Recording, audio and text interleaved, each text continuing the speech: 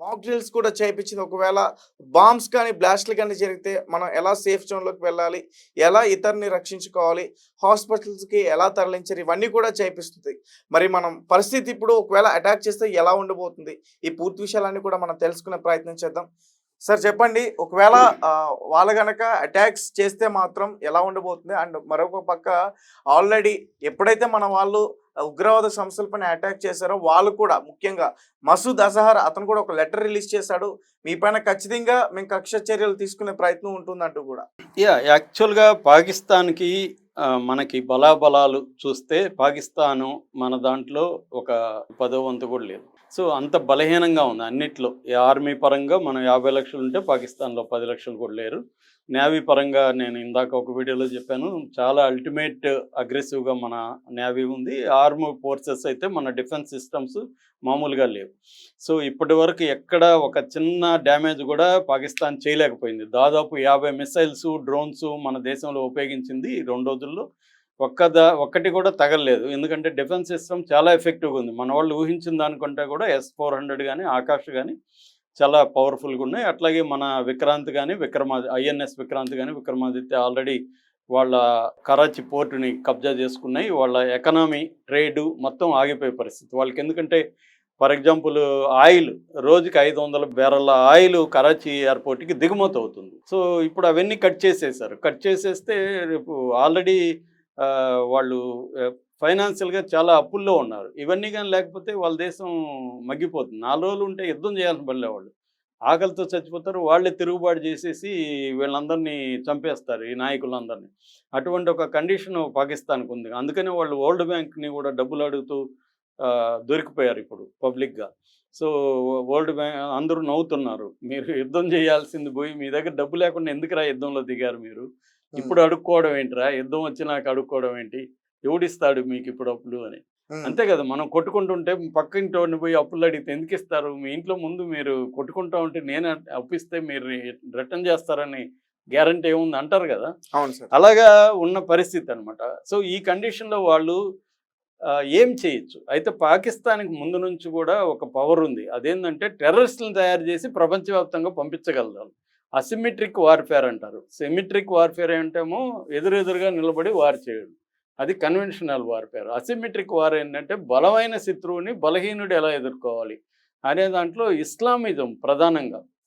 అందుకని నేను చాలా సార్లు చెప్తుంటాను.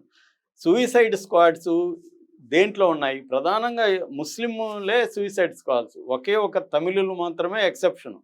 మన శ్రీలంకలో. తమిళ్‌లో కూడా సూయిసైడ్ స్క్వాడ్. ఇంకెక్కడ మావోయిస్ట్‌లో సూయిసైడ్ స్క్వాడ్స్ ఉండవు. ఇంకెక్కడ కమ్యూనిస్ట్‌లో సూయిసైడ్ స్క్వాడ్స్ ఉండవు. సూయిసైడ్ స్క్వాడ్‌లు ఎక్కడుంటాయి? ముస్లిముల్లోనే ఎక్కువుంటాయి. ఎందుకు? వాళ్ళ ఇస్లామిజాన్ని బుర్రలోకి ఎక్కిచ్చి మనం అమరులవుదాము, మనం పారడైజ్‌కెళ్తాము, స్వర్గాన్ని చేరతాము అని ఎక్కిచ్చి వాళ్ళని సూయిసైడ్ స్క్వాడ్‌లుగా మార్చేస్తారు. సో, అందువల్ల సూయిసైడ్ స్క్వాడ్స్ అనేవి ముస్లిం దీంట్లోనే ఉన్నాయంటే ఆ డాక్ట్రిన్ అంటారు కదా! వాళ్ళ ఐడియాలజీ ఎంత స్ట్రాంగ్‌గా ఉంటుందో మనం ఊహించుకోవచ్చు. అందువల్ల వాళ్ళేం జేస్తున్నారంటే ఆల్రెడీ స్లీపర్ సెల్స్‌ని ఇండియాలో పెట్టేశారు వాళ్ళు. స్లీపర్ సెల్స్ అంటే ఏంటి అంటే వీళ్ళు జనరల్‌గా సమాజంలో కలిసిపోతారు. జర్నలిస్టులుగా ఉండొచ్చు, మన ఛానెల్‌లో గూడా ఎవరైనా ఉండొచ్చు తెలీదు మనకి. హ్మ్. మన పక్కింట్లో ఉండొచ్చు. జనరల్‌గా అందరిలో మామూలుగా షాపులో ఉండొచ్చు. అలా కలిసిపోతారు వాళ్ళు. సహజంగా ఉంటారు. మామూలుగా ఉంటారు. అయితే వాళ్ళకి ఈ కొన్ని రకాల యాపుల ద్వారా, కొన్ని రకాల సోషల్ మీడియా ద్వారా వాళ్ళ కాంటాక్ట్స్ ఉంటాయి. కొన్ని గేమింగ్ యాప్స్ ద్వారా గూడా వాళ్ళకి టచ్‌లో ఉంటారు. వాళ్ళకి ఎప్పటికప్పుడు లిటరేచర్ ఉండడం, వాళ్ళు ఫాలో అవుతూ ఉంటారు. వాళ్ళకి ఆదేశాలు వచ్చినప్పుడు ఏం చేస్తారంటే, ఇక్కడ ఎవరైనా ఫర్ ఎగ్జాంపుల్ వచ్చి బాంబులు పెట్టాలి, ఒక టీమ్ వస్తుంది. ఆ టీమ్‌కి వీళ్ళు హెల్ప్ చేస్తారు. వీళ్ళు ఎక్కడుండాలి, వాళ్ళకి ఫుడ్డు ఏంటి, వాళ్ళకి తప్పించుకోవడానికి ఇదేంటి, వాళ్ళకి వెహికల్స్ ఎలా ప్రొవైడ్ చేయాలి, లాజిస్టిక్స్ ఏంటి, ఇవన్నీ స్లీపర్ సెల్స్ వాళ్ళకి ప్రొవైడ్ చేస్తాయి. ఇది కాకుండా ఓవర్ గ్రౌండ్ వర్కర్స్ అని కొంతమంది కూడా ఉంటారు. Over ground workers, sleeper cells, active terrorist ఈ 3 రకాలు ప్రధానంగా ఉంటాయన్నమాట. ఈ స్లీపర్ సెల్స్ ఒక్కొక్కసారి యాక్టివ్‌గా కూడా మారిపోతారు. ఇప్పుడు ఏమవ్వచ్చు అంటే ఒక ఎగ్జాంపుల్, ఇప్పుడు అనేక రాష్ట్రాల్లో స్లీపర్ సెల్స్ వాళ్ళకుంటాయి. ఫర్ ఎగ్జాంపుల్ హైదరాబాద్‌లో ఖచ్చితంగా స్లీపర్ సెల్ ఉంటది వాళ్ళకి. స్లీపర్ సెల్స్‌ని యాక్టివేట్ చేసేసి మీరే మెయిన్ స్ట్రీమ్‌లోకి వెళ్ళిపోండి, మీరే యాక్టివ్ అయిపోండి, మీరు బాంబులు ఎక్కడ పెట్టాలో పెట్టేసి ప్రజల్ని చంపేయండి అల్లకల్లోలం చేసేయండి ఇండియా అని కానీ వాళ్ళు చెప్పారనుకో, వీళ్ళందరూ యాక్టివ్ అవ్వచ్చు. ఎందుకంటే లేకపోతే వాడు మసూద్ అజర్ అంత స్థాయిలో ఒక ప్రధానమంత్రిని డైరెక్ట్గా బెదిరించగలిగాడంటే వాడికి ఉన్న ధైర్యం ఏంటి? స్లీపర్ సెల్స్ ఆల్రెడీ ఉన్నాయి. మొన్న కాశ్మీర్లో కూడా అనేక స్లీపర్ సెల్ సభ్యుల్ని పట్టుకున్నారు. ఒక స్లీపర్ సెల్ నదిలో దూకి కూడా చచ్చిపోయాడు కదా, మనం విజువల్స్ చూసాం. అవును. సో స్లీపర్ సెల్స్ అనేవి ఇండియాలో అన్ని సిటీస్లో ప్రధానంగా పెట్టుకొని ఉన్నారు వాళ్ళు. అందువల్ల ఇక్కడ నల్గొండ నుంచే ఎక్కువ రిక్రూట్మెంట్ ఉంది, ముస్లిం రిక్రూట్మెంట్ టెర్రరిజం నుంచి. అట్లాగే ఓల్డ్ సిటీలో కూడా ఉండే అవకాశం ఉంది. సో స్లీపర్ సెల్స్ని యాక్టివేట్ చేసి వాళ్ళు బాంబులు పెట్టే అవకాశం ఉంది. అట్లాగే సీక్రెట్గా అటాక్స్ అనేవి కూడా జరగచ్చు. అందువల్ల